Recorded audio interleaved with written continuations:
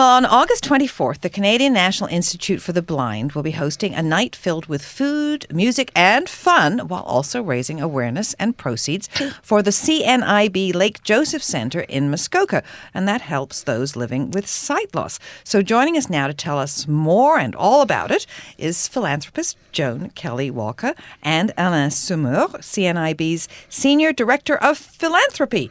Thanks for joining us. Well, thank you for having us. Now, the CNIB is actually Canada's oldest charity. Is that correct? One of the oldest. We celebrated our 100th year last year in 2018. Wow. Now, it definitely holds a special place in the hearts of Canadians across the country. I've done some volunteer work reading news magazines and children's books to tape.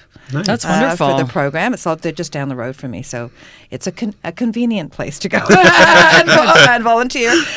But tell us how, for those who don't know, exactly how the CNIB helps Canadians living with sight loss, because there's a lot more than books on tape. There is. Books on tapes and accessible media is very important, but we also have a bunch of great programs such as technology to help people that are blind and partially sighted. We have wellness seminars such as Vision Mates, some rehab. We have come to work programs to help people that are not employed currently, getting them the skills that they need to be employed in the future.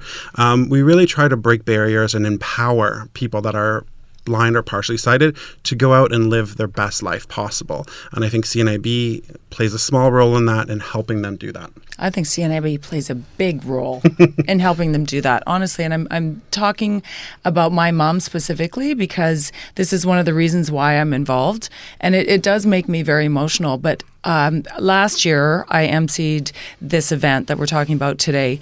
And it honestly hadn't even occurred to me that the CNIB can step in and enhance the quality of life for my own mother.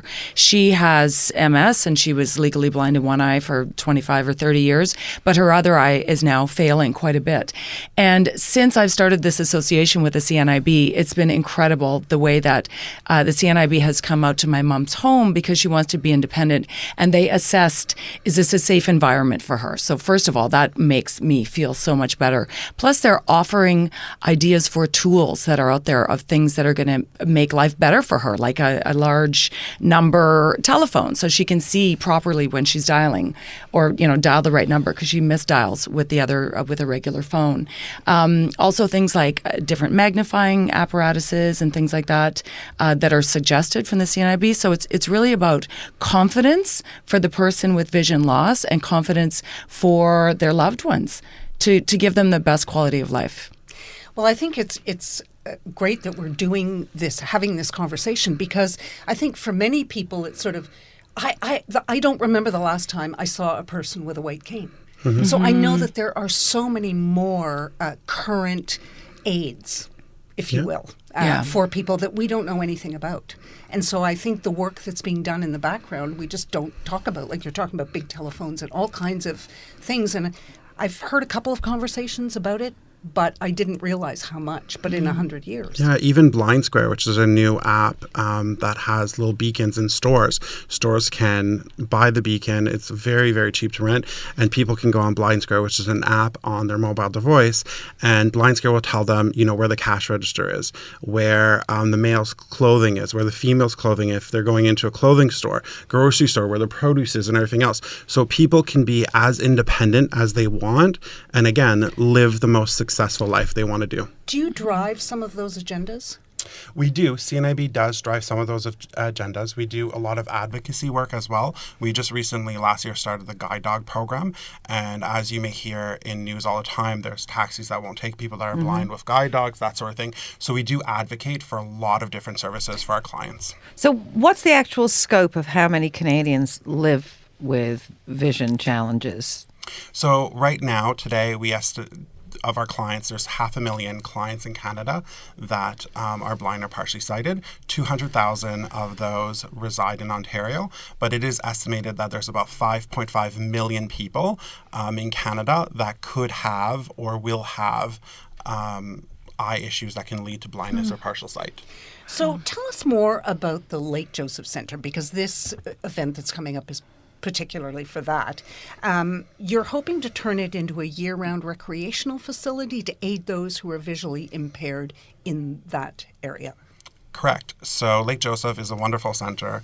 It's a place where, when I go there and I see children that might be the only child in a high school that's completely blind, and then they go to a program there and they have 40 kids, 100 kids. That are just like them, so they don't feel singled out. Exactly. And they can talk to them and figure out, these are some of my dilemmas or some of my challenges. What are yours? And actually know that they're not alone. They can build self-esteem. They could do new programs. They don't have to be benched because the PE teacher doesn't really understand their limitations.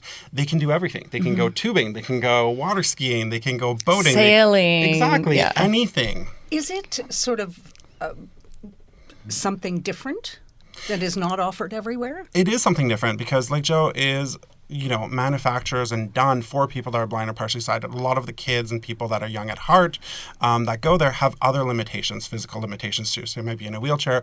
We have 2 weeks for people that are deaf and blind as well. So this camp is specifically for people with certain limitations, especially people that are blind or partially sighted, to basically do whatever they want. It's the only space that they can do anything they want. And it's also a really safe environment, but it's also the person with the limitation, but also their family members, which is really important because it's a safe environment with people there able to help them and guide them and give them that confidence so that they can just enjoy a beautiful setting and all of those activities. Well, it's absolutely important for children, I believe, to get outside, for everyone to get outside. But do you think there's a possibility that this center could grow to be a global leader in accessible recreation if this is all new? For sure. I mean, 2 years ago, we had our counterpart of CNIB in Australia and New Zealand that actually brought kids to Lake Joe. And it was wonderful to see them interact with our youth in Canada. We have kids from across Canada do come to Lake Joe. One of the only limitations we have is financial limitations, right? Most people that are blind or partially sighted live under the poverty line. So even we subsidize as much as possible of the camp, but even a $500 fee is sometimes too much for people. The people that do registration tell me all the time that some people just send $10 a month for 2 years because it's the only vacation that they want or want to partake in. And also it's the transportation costs is Correct. a lot of times the biggest obstacle that's out there. So now CNIB is doing something called Sponsor a Camper, which is fantastic. So you can sponsor someone to go there so that you take that pressure off them about the money part of it and just give them this incredible experience. Okay, what a gift. And what a segue, because now let's talk about the Taste of Country event. So that's August 24th. So Joan, you're emceeing. Yes. Are you going to be line dancing? Second year in a row. I'm going to line dance. I'm going to do every single thing they have on the list there. So what's the fundraising goal from this event? Oh, I think the biggest goal is about $3 million. And the whole plan is for them to, instead of just having it a summer camp, they want to change it to a year-round facility so that they can have other activities in the winter like snowmobiling and cross-country skiing and ice hockey and skating and all of those fun things that Canadians do in the winter as well. So I think that is that's the big longer-term goal. But for now, it's for everyone to come to the event, have a great time, enjoy the fireworks, enjoy the music. Oh, yeah, we've got a huge display of fireworks. Really wonderful. It's been all donated, and I think it'll be the largest display, certainly in Muskoka, over the course of the summer. So we're hoping that everyone will come, even if they come on their boats towards the end of the evening, but we're hoping people will come to the event because it's going to be jam-packed. So how do people get to come to the event? CNIB.ca. Taste of Muskoka is the link to be able to buy tickets. Tickets are $120 each, which is incredibly reasonable considering that it's great food. All you can drink alcohol and beverages, entertainment. non-alcohol. We have Beverly Hood, Leah Daniels. We have some great stuff planned. Yeah. And one of my favorite things, I'm a total dog lover.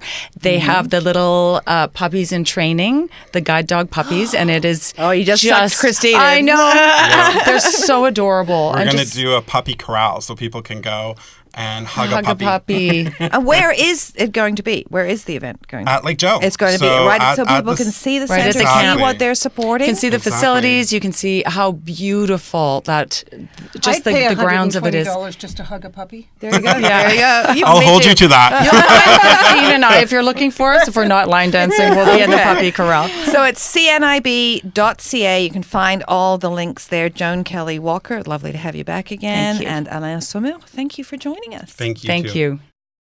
Well, she